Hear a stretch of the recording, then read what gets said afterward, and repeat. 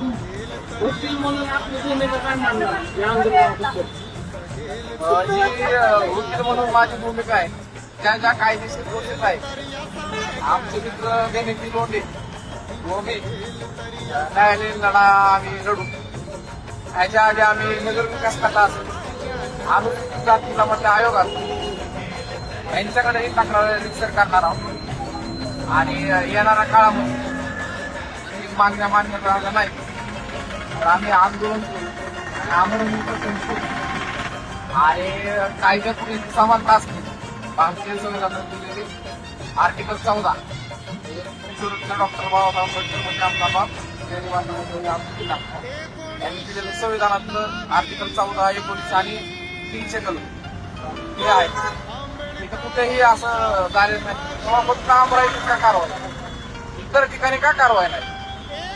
अख्ख्या बारामतीमध्ये बेकायदेशीर बांधकाम आहे, त्याच्यावर प्रशासनाने कारवाई करावी ही आमची तुम्हाला विनंती राहील.